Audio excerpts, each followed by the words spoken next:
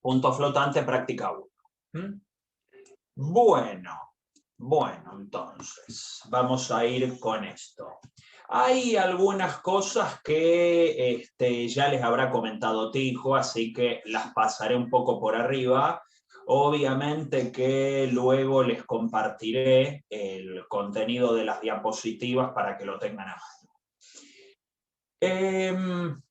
Están los tipos de error, que bueno, los vamos a analizar.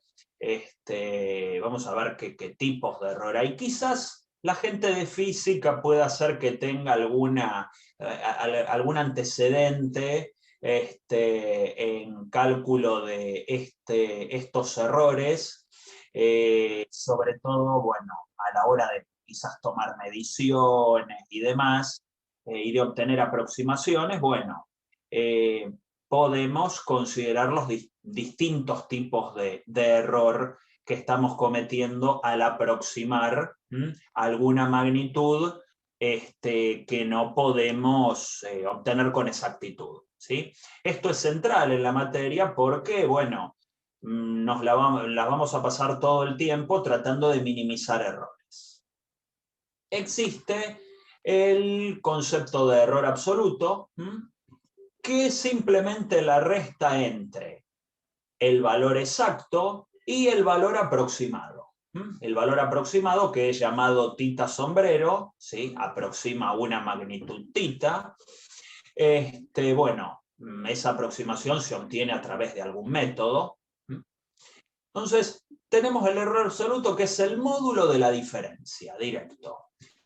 Y luego tenemos el error relativo, que es el error absoluto puesto en contexto, en el contexto de tita, ¿sí? En el contexto de la magnitud que estoy estimando. No puedo decir calculando porque justamente no lo conozco, no puedo obtener su valor exacto, entonces lo estimo a través de una aproximación. Una duda que puede surgir es, bueno, ¿por qué hay dos tipos de errores? ¿Por qué me complican la vida así y me hablan de error absoluto y error relativo? Bueno, a ver, existe un ejemplo que es bastante claro, como para entender esto, o al menos me parece claro a mí.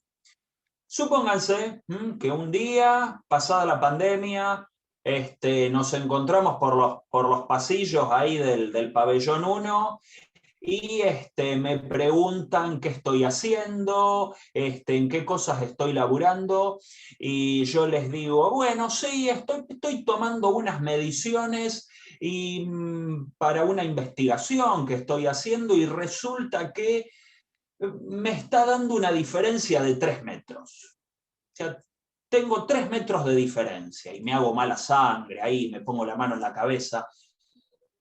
Claro, quizás ustedes quieran saber, bueno, a ver, pero ¿qué cosa estás midiendo?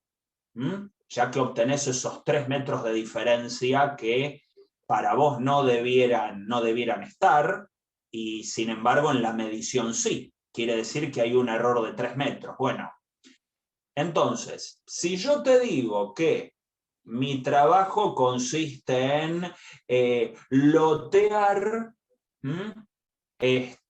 los terrenos de una cuadra, ¿sí? Una cuadra en la zona donde estoy viviendo, y pifiarla por 3 metros puede ser un error grave. Quizás estoy permitiendo de esa manera que una persona construya su casa sobre una parte del terreno que corresponde a su vecino, y luego podría haber juicios y demás cosas. Ahora, si yo la estoy pifiando por 3 metros, en medir la distancia exacta de la Tierra a Venus, y sería un error insignificante. Entonces, esos 3 metros que consistirían en el error absoluto, no me están diciendo nada del experimento en sí. Tengo que aclarar qué experimento estoy haciendo para saber si el error es chico o grande. Entonces, lo que tienen que considerar siempre es el error relativo, y si este error es pequeño, la aproximación es buena. Sea lo que sea que estés midiendo, ¿sí? Imagínense acá 3 metros dividido la distancia real que hay entre la Tierra y Venus, o la distancia promedio, dado que no son objetos fijos, y me daría un número muy pequeñito. Ahora, si esos 3 metros corresponden a el ancho que debería tener un lote estándar en una zona urbana determinada, y me van a echar de catastro si encontré un conchavo ahí, ¿sí? ¿Se entendió el ejemplo? ¿Se entendió de por qué el error absoluto y el error relativo? ¿Sí? Sí. Entonces, bueno, ahí está la cuestión de estos tipos de errores, ¿sí? ¿Por qué? Bueno, luego hay algo que ya les habrá mencionado Tico acá, que es el famoso épsilon de la máquina, que es aquel número, es el número más chico, tal que en la máquina 1 más épsilon no me da 1. ¿Sí? Error global, bueno, en este caso refiriéndonos a ecuaciones diferenciales, o sea, hablando de ecuaciones diferenciales, ¿te referís, Cami? Sería ahí, en esa situación, un error absoluto. De todas maneras, luego se puede normalizar, es decir, analizar el error relativo. Sí.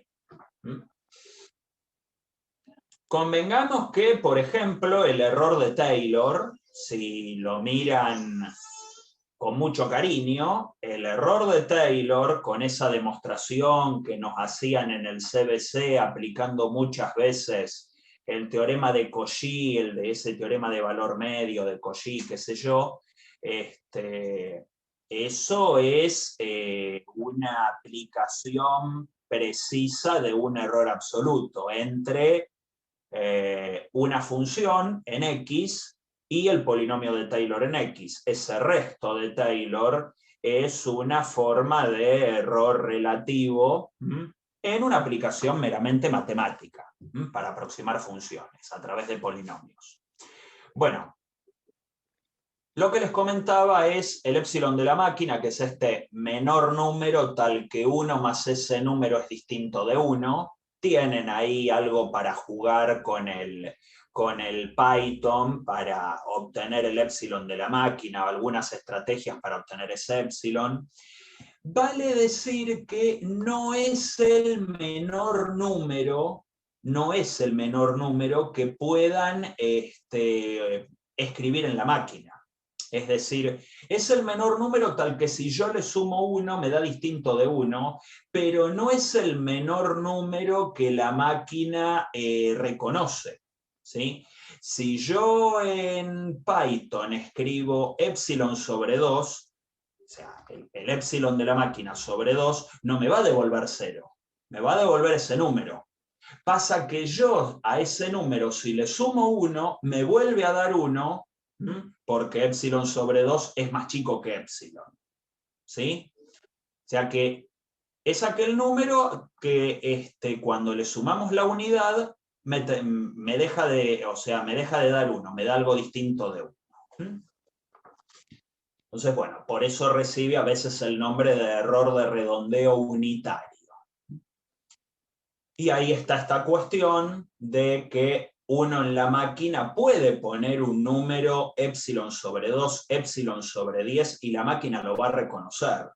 Puedo escribir en Python 10 a la menos 20 y, bueno, me va a poner un número que va a ser 0,0001 allá al fondo y no lo va a reconocer como 0.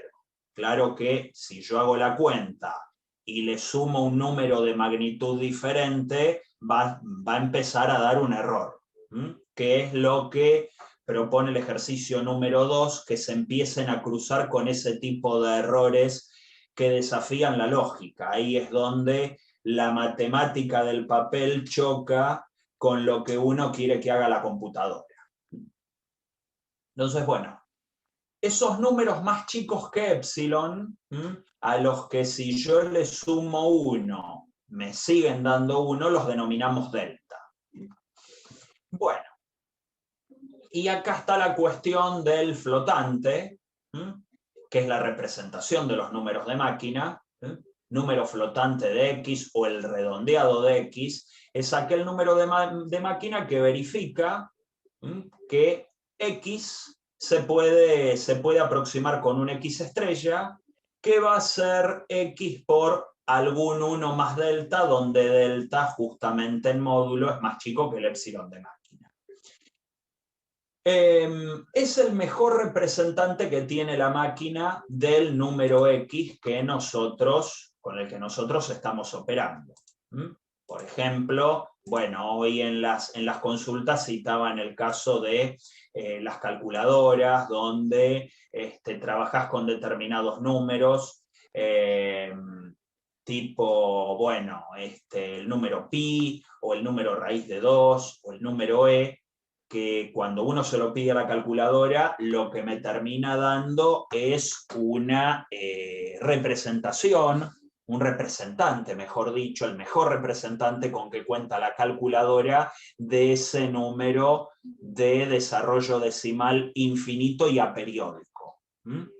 Ahora, bueno, si yo hago muchas operaciones con ese número y no tengo ciertos recaudos, estos delta, ¿sí?, que parecen no hacer nada, tan inofensivos, se van a empezar a propagar y van a empezar a tirar errores, que es con lo que se van a cruzar en el ejercicio 2 de la práctica. Hoy justo hicimos uno en Python, así medio al pasar, a los ponchazos, y bueno, los errores, si uno no tiene cuidado, se propagan enseguida. Así que atención con eso. Por ahí Gonzalo pregunta, pero si el epsilon está más cerca del 0 que del primer término después del 0, bueno, a ver, epsilon, o sea, es aquel número que si le sumas 1, no te da 1, te da 1,000 algo. O sea, es el número más pequeño, es el número más pequeño que ya deja de ser despreciable para operar con números del orden de la unidad, ¿sí? Que los números del orden de la unidad son, bueno, entre menos 9, algo y 9, algo. Ya si a epsilon le sumas 10, bueno, depende de la precisión de la calculadora, o de la computadora, pero si al epsilon le sumas 10, ya creo que lo arruinás, ¿sí? Claro, exactamente. Entonces, bueno, ahí tienen para jugar un poco con el Python en estas cuestiones.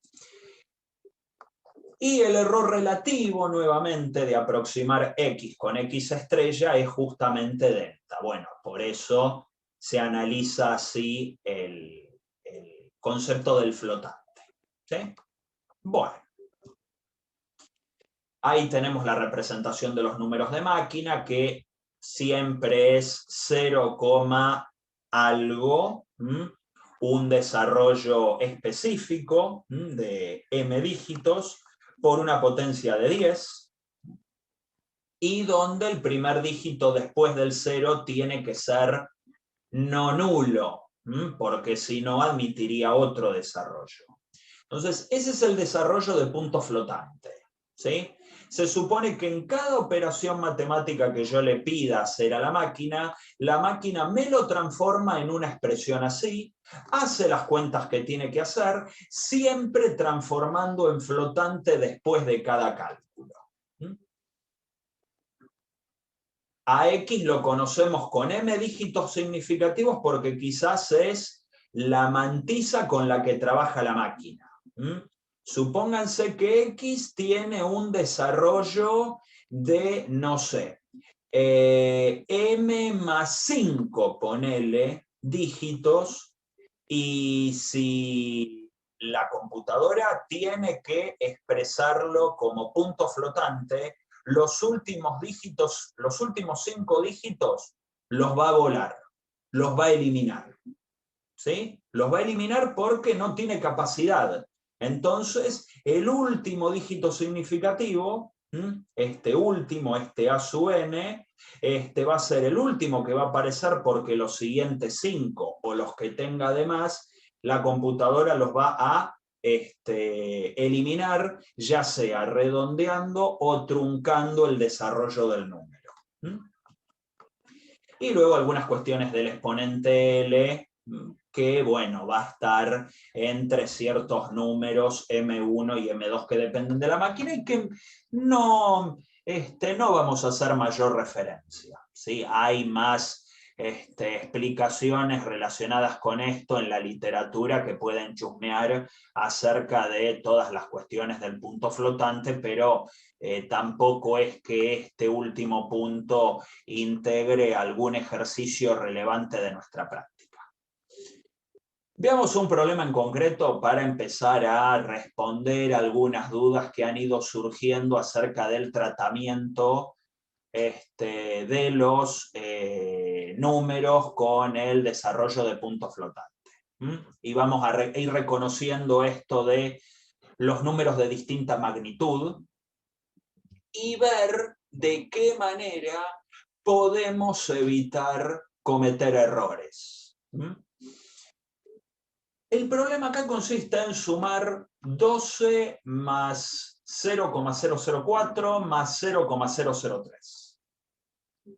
Empleo una aritmética de 4 dígitos y base 10, ¿sí? O sea, el desarrollo decimal va a ser un desarrollo en 4 dígitos, como vimos antes, 0, a 1, a 2, a 3, a 4, por 10 a la algo.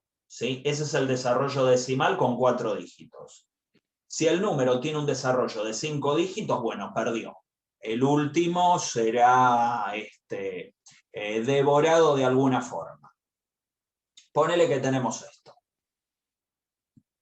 Tengo 3 números de máquina, claramente, porque ahí escribo los flotantes de los 3 y ocurre que los 3 flotantes terminan siendo idénticos a los números originales. ¿A qué me refiero con que son 3 números de máquina? Cuando los transformé en flotantes, no tuve que redondear ni que eliminar dígitos de más ni nada por el estilo. O sea, si yo hago esta cuenta, el número X queda tal cual. Si yo hago esta cuenta, el número I queda tal cual a lo que era. Y lo mismo con Z. Ahora, bueno, yo quiero hacer X más Y primero y luego le sumo Z, en ese orden. ¿Por qué? Y porque en la escuela me enseñaron a que la suma es asociativa y a mí se me antoja sumar X más Y primero. Bueno. Entonces, cuando hago X más Y, ¿cuánto da? 12,004. Ahí lo tenés, 12,004. Flotante de eso. ¿Qué ocurre? El 4 es el quinto dígito y esta trabaja con 4 dígitos. Bueno, el 4 es más chico que 5, redondea para abajo. Me queda 0,12. Es el flotante de X. En conclusión, cuando esta computadora hace X más Y, me devuelve el resultado X, perdón. O sea, trata a la Y como si fuera un 0. ¿Por qué? Porque para esta máquina la X, el número X es de mucha mayor magnitud que el número Y.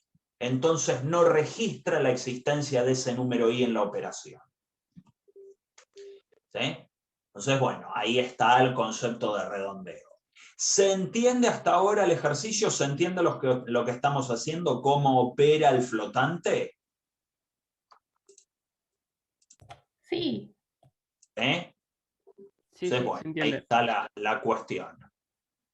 El flotante de X es el representante de X en esta PC, ¿sí? Que bueno, para que salga bien el ejercicio, nos dan una computadora así muy berretonga, como para que podamos hacer el ejercicio con poquitos dígitos y vernos forzados a redondear fácil en algún momento.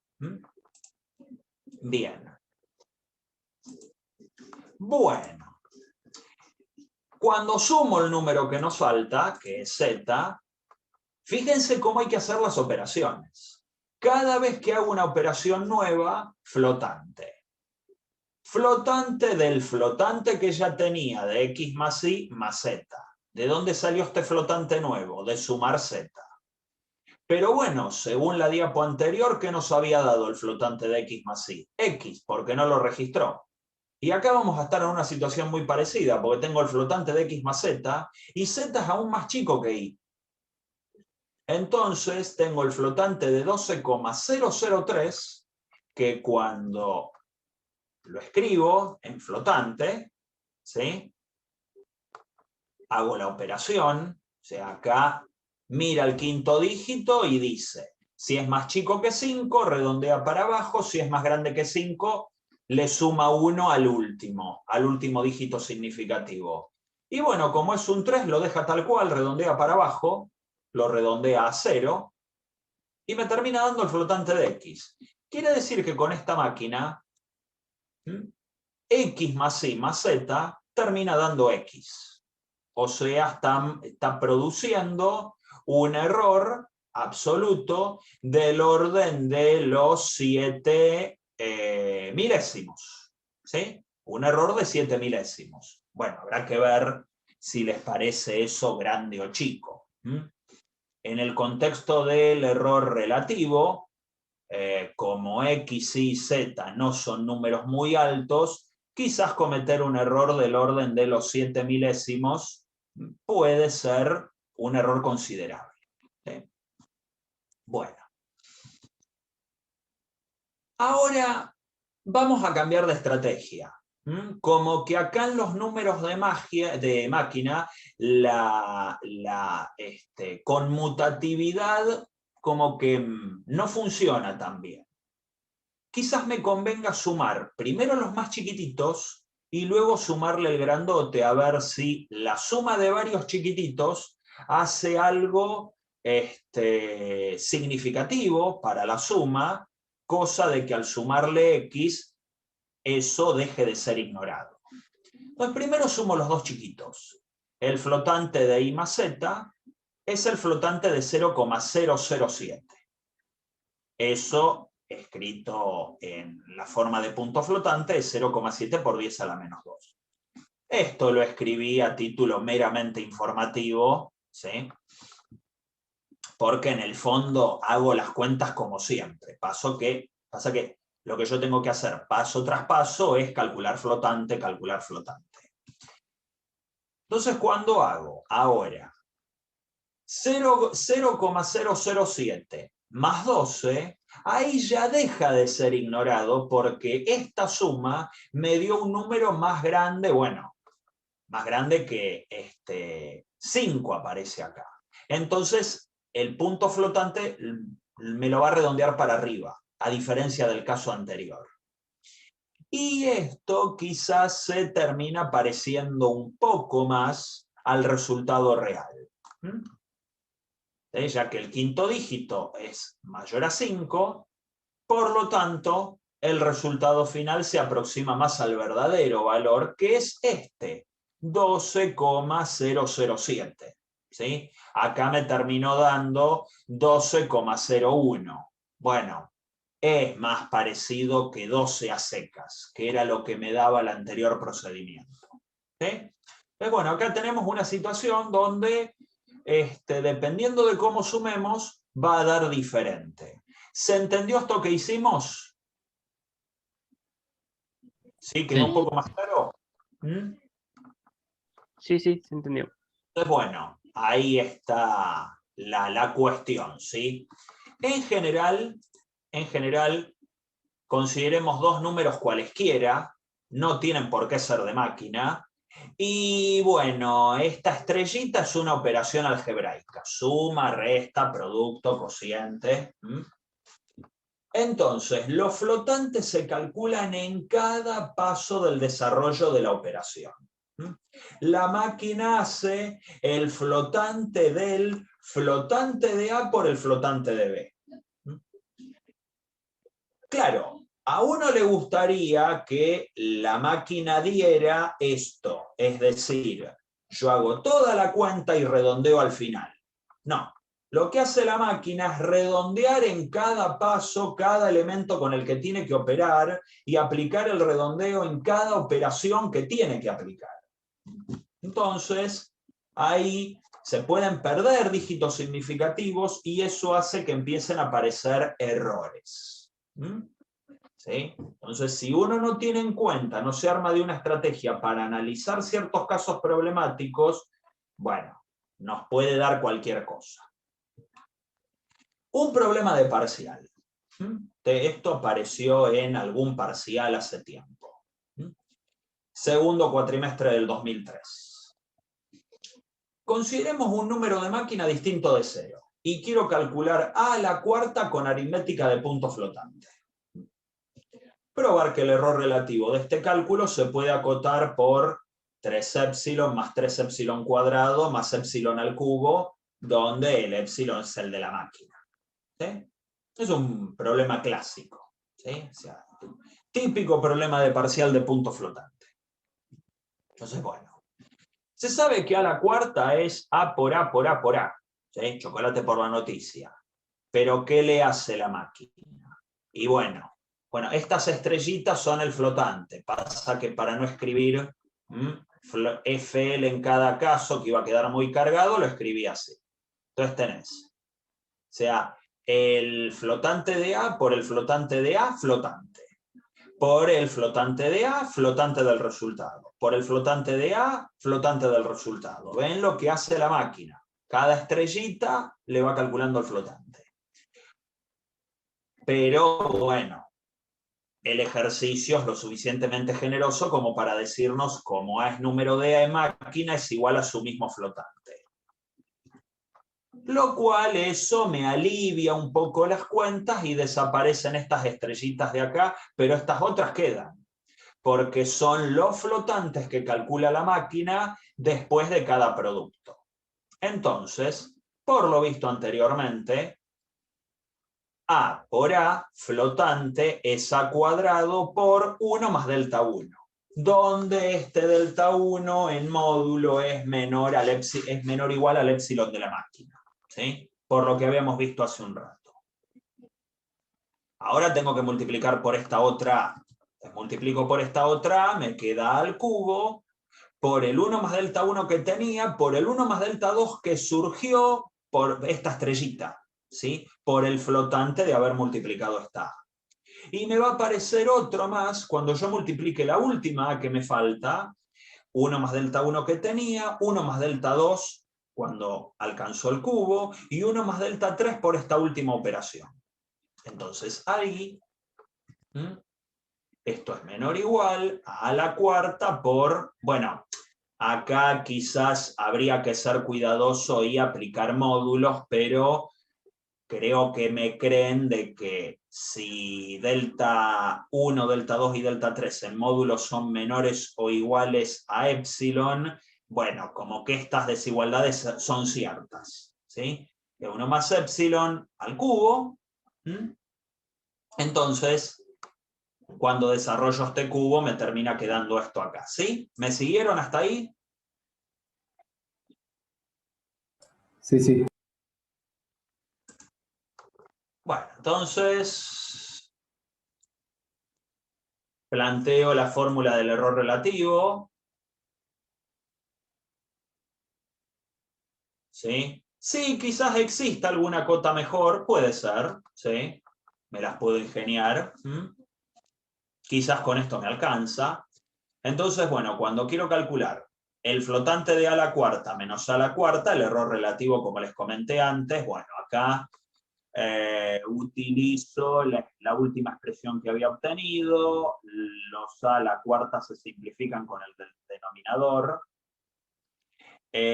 Gonzalo, no me quedó tan claro por qué el delta es menor o igual al épsilon. Ah, por lo que habíamos visto al principio. Acá, bueno, fui muy al principio. Acá, es decir, el flotante, la estrella, siempre es el número real por 1 más delta. Pasa que yo a los delta los fui diferenciando porque nada me asegura que sean iguales. Y si son iguales ni me importa. Total, a estos los acoto así. por el epsilon y es ahí donde aparece el epsilon.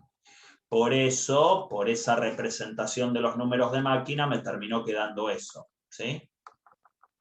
Bueno, entonces, terminan desapareciendo las a la cuarta, ¿sí? Me termina quedando eso, y ahí, bueno, hago el desarrollo, ¿sí? De ese producto. Se van los unos, por suerte, así que esto me termina quedando dependiendo de delta.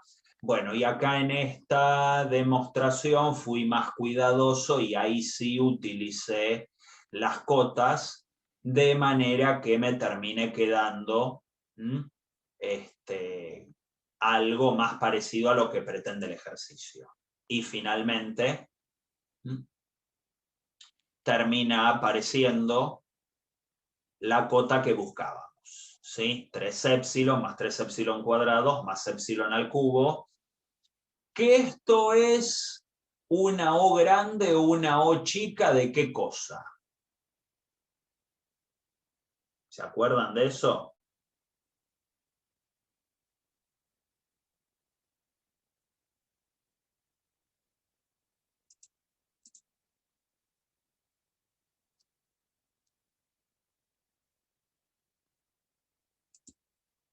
Esto termina siendo una O de algo.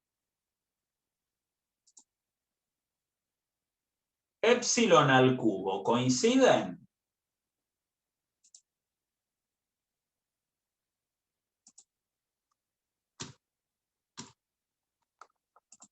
No sería O grande de epsilon.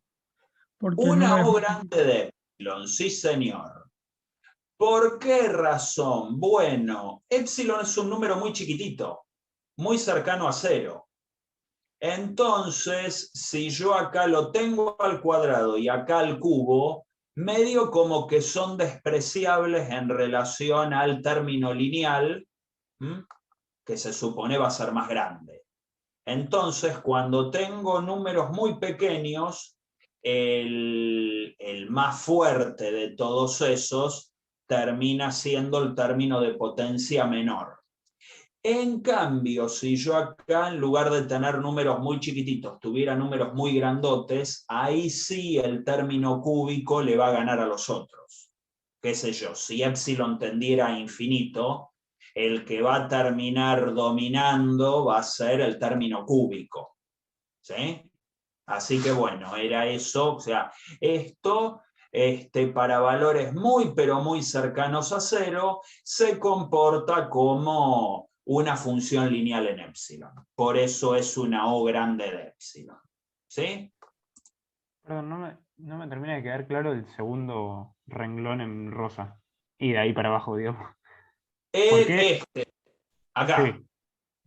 ¿Por qué? Sí.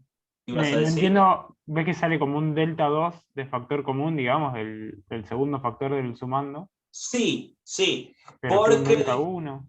distribuí de una forma rebuscada. Hice 1 más delta 1 por 1, 1 más delta 1, más delta 2 por 1 más delta 1. Y lo dejé tal cual. ¿Sí? Luego, bueno, hice 1 más delta 1 más delta 2, qué sé yo. Por me termina quedando eso. Y luego le multiplico, o sea, sumo eso mismo multiplicado por delta 3. De esa forma se me va el 1 con afortunadamente, el delta 1 que ya estaba, ¿sí? Luego tenemos el delta 3 por ese primer término, ¿sí? Ahí está, más delta 2 que está tal cual porque acá está multiplicado por 1.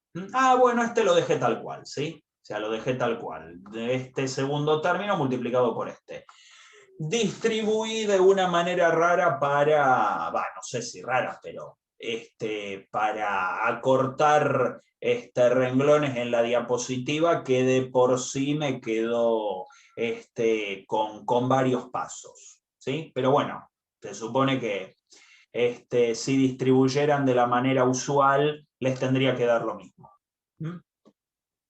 ¿Se entendió ahora? ¿Quedó un poco más claro? Sí, perfecto, perfecto. No, era bastante obvio, pero no me daba cuenta.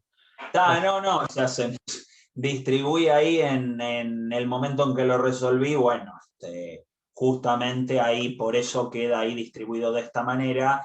Medio como que sabía lo que me iba a dar, entonces me lo fui armando, ¿sí? Entonces me iba quedando así, y bueno, y al final quedó bastante sencilla la cota. Bueno. Acá hay un problemita que en todo caso, bueno, luego lo pueden pensar un poco, pero es para aplicar esto. Este es otro problema de parcial, donde tenemos una máquina que usa método de redondeo en base 10 y mantiza 2 dígitos, y nos pide, primero respetando el orden de la suma, calcula esto, ¿sí? Estimar el error relativo, y luego, como el error relativo seguramente te va a dar grande, suma de otra forma para que el error relativo sea menor y estimarlo en ese caso. Bueno, ahí, ¿qué vas a hacer? Sumar los chiquititos primero y luego sumar el grandote. Y con eso el error relativo se achicaría. ¿Sí? Así que ahí lo tienen. Por ahí es un problema que aparece en algún parcial viejo, así o muy parecido. Entonces, bueno, quizás se hayan cruzado con él, con este problema. Bueno.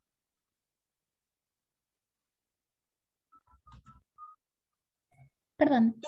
Sí. No llego a entender algo del ejercicio. O sea, pide que se calcule esa suma y después dice si se sabe que el resultado de la suma es tal. Sí. O sea... Bien, bueno. Información, ¿cambió la máquina que estamos usando? No, vos lo que tenés que hacer es, a ver, lo que vimos recién. Respetando el orden de la suma, calcular esto. Entonces, tengo que pensar como si fuera esta máquina, de base 10 y precisión de 2 dígitos. O sea, es una máquina bastante precaria. Entonces, ¿vos qué tendrías que hacer? Bueno, ¿cómo te quedaría el flotante de 1? Bueno, 0,1 por 10, hasta ahí todo perfecto. El flotante de un medio, ¿cómo quedaría? Quedaría 0,5 por 10 a la 0, perfecto. El flotante de un cuarto, ¿cómo quedaría? 0,25 por 10 a la 0, genial. El flotante de un octavo, ¿cómo te quedaría? 0,13. Bien. Bien, porque es 0,125, genial. Ya ahí estamos teniendo un error. Y el de un 16avo, ¿cómo nos quedaría?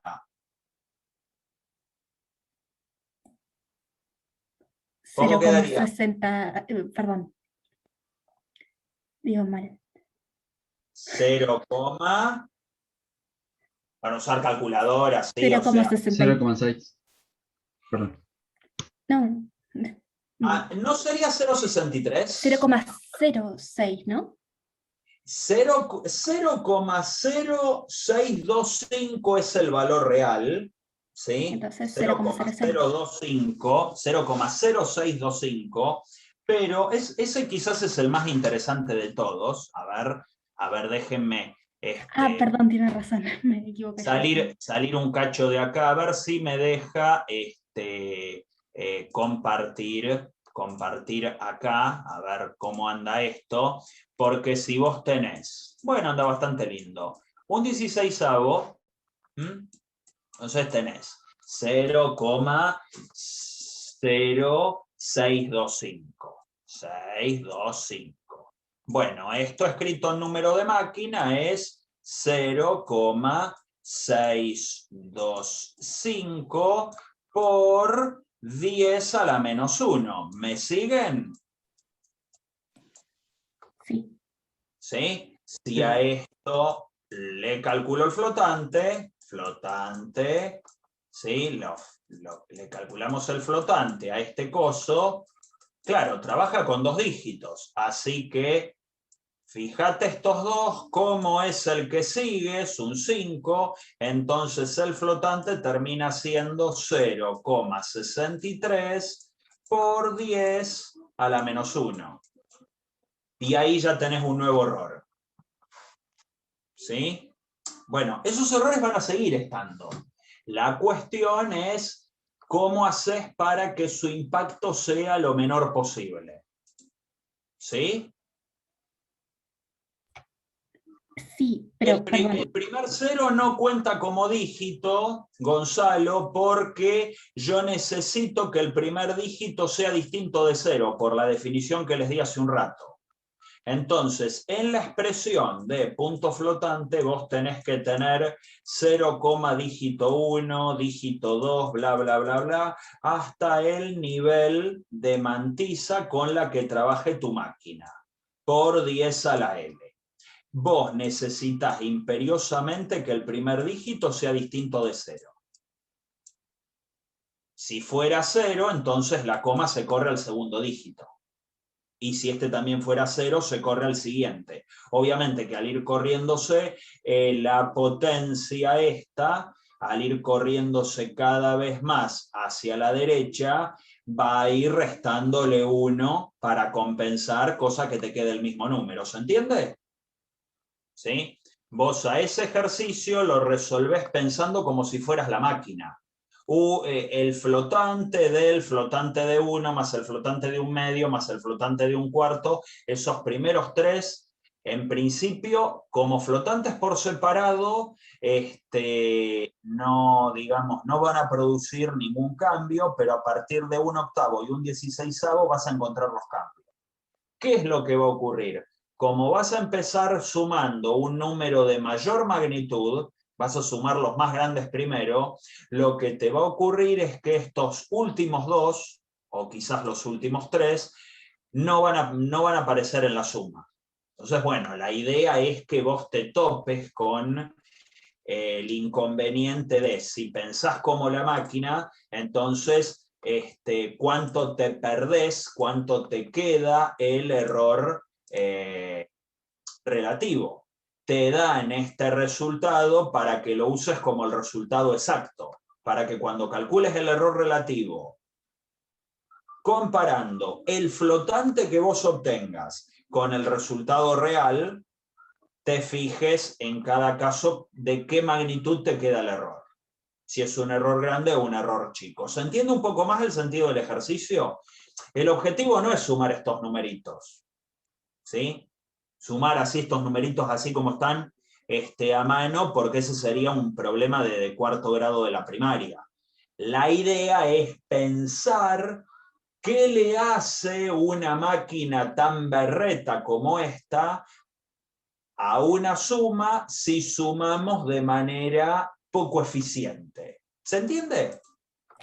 Claro, perdón, yo lo había pensado al revés, no me di cuenta que la ecuación pues. es, o sea, es como se lo haría en realidad. Pensé que era como lo hace la máquina, que tampoco tiene sentido porque tiene más de 2 dígitos, o sea, muy... Claro, Me quedé en 4º grado.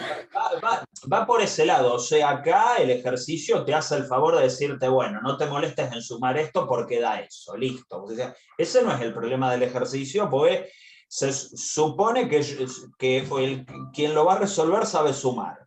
Bueno, entonces, yo ahora quiero sumar como sumaría la máquina esta. Entonces, bueno, tengo que calcular el flotante de la suma de los flotantes. Y es ahí donde empiezan a aparecer los errores. Y como tengo que sumar de a uno y en orden, tengo que hacer el flotante del flotante de 1 más 1/2, el flotante de esa suma más el flotante de 1/4, el flotante de toda esa suma más el flotante de 1/8, y así como hicimos antes. ¿Sí? Esa es la gracia del problemita este. Entiendo, perdón por la interrupción. No, está bien, no, porque a veces son dudas que surgen. Trucos para evitar errores. Bueno, tenés. Una es el binomio de Newton, que bueno, en cada caso se puede ir viendo a ver cómo se aplica esto. La idea, ¿Cuál es el caso problemático? Un número A muy alto sumado a un número B muy chiquitito. Ponele. Lo elevás a la n y te queda esto como si fuera a a la n.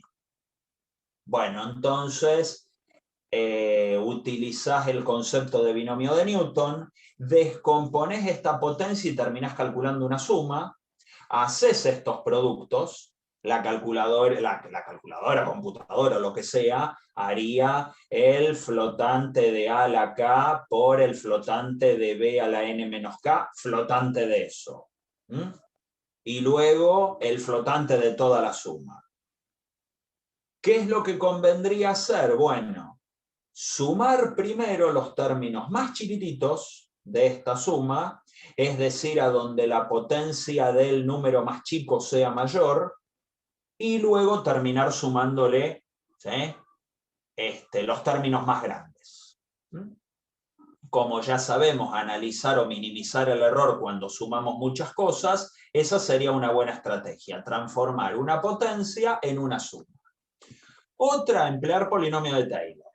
¿Sí? Usar Taylor es una forma de evitar errores. En lugar de trabajar con la función original, sí, bueno, trabajo con una función donde me interesan sus valores en un determinado intervalo. Bueno, podría aproximar en ese intervalo con un polinomio de Taylor y quizás economice en aproximaciones y errores. Usar ciertas igualdades trigonométricas clásicas, que bueno, se puede ver esto, les puede servir en la práctica, sobre todo en algunos ejercicios donde les pide calculame el seno de la resta de dos números muy parecidos. Y la resta de dos números muy parecidos te puede dar 0, o parecido a 0, y si le aplicas la función seno, te puede tomar como el resultado igual a 0, y si lo descompones así, quizás ganes algún dígito significativo. Si lo haces así, descompuesto, te terminaría dando distinto de 0, y si lo hicieras así, puede que la computadora no lo detecte y lo tome como seno de 0 igual a 0. ¿Sí? Pero bueno, son sugerencias, o sea, cuando vean en los ejercicios de la práctica qué pueden utilizar en cada caso, y bueno, cuando aparezcan senos, cosenos, aplican estas igualdades. Ya en el ejercicio 1 nos hacen una invitación a Taylor, ¿sí? Cuando tengo una potencia, aplicar binomio de Newton a ver qué pasa. Y multiplicar y dividir por el conjugado en casos como el que, bueno, hay un caso que tengo desarrollado que creo que no es todavía ¿sí? Donde aparece el ejercicio 4, que no me lo preguntaron aún. ¿Sí? Ese es un ejercicio que les propongo pensar, ¿sí?, para la próxima, el ejercicio 4, porque así lo resolvemos el lunes. ¿Sí? Bueno, el ejercicio 4 todo desarrollado sería ¿sí? Es el mismo ejercicio 4 de la práctica 1, así que les sugiero que lo piensen.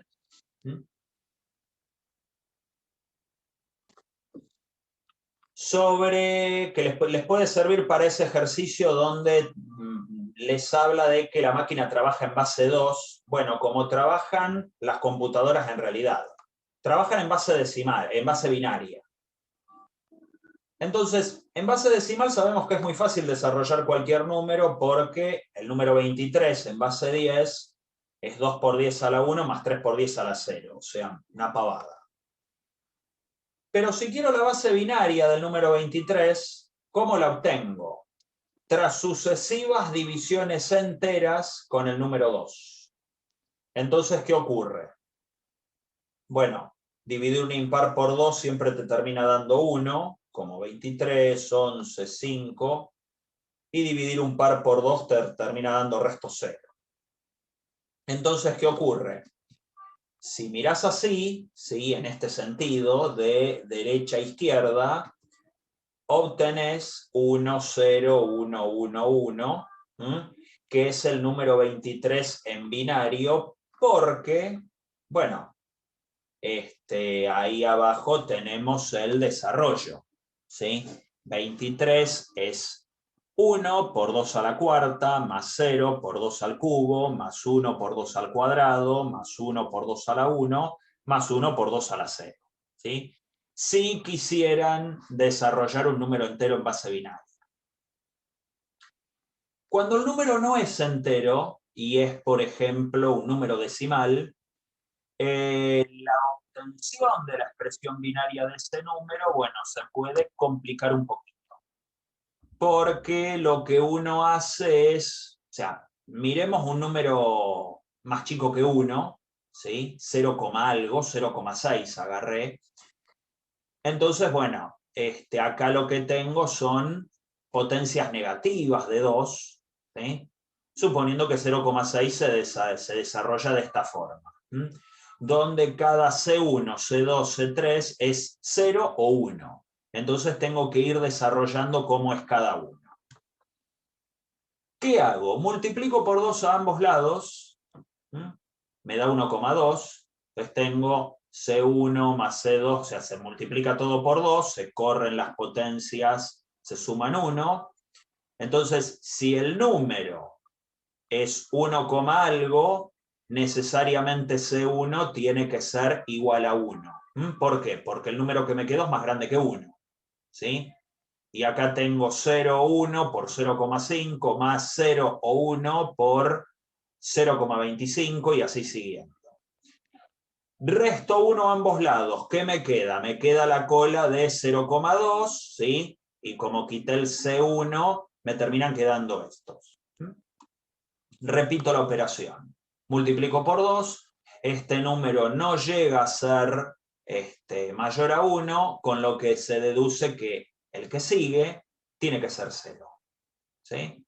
Lo quito. 0,4, resto ese número a ambos lados. 0,4 es los términos que siguen. Multiplico por 2. 0,8. Sigue siendo más chico que 1, por lo tanto C3 tiene que ser igual a 0. O sea, ven que los voy sacando así.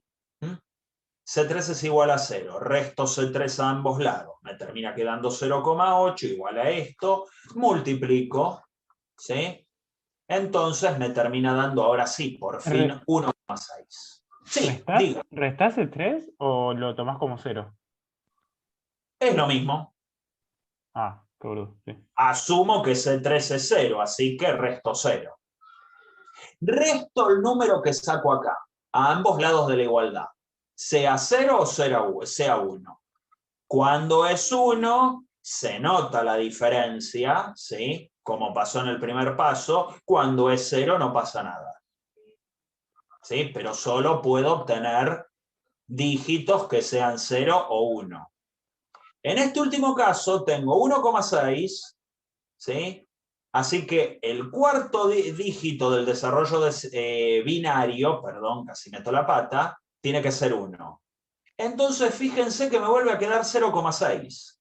Y uno encuentra una perturbadora situación donde se repite el 0,6.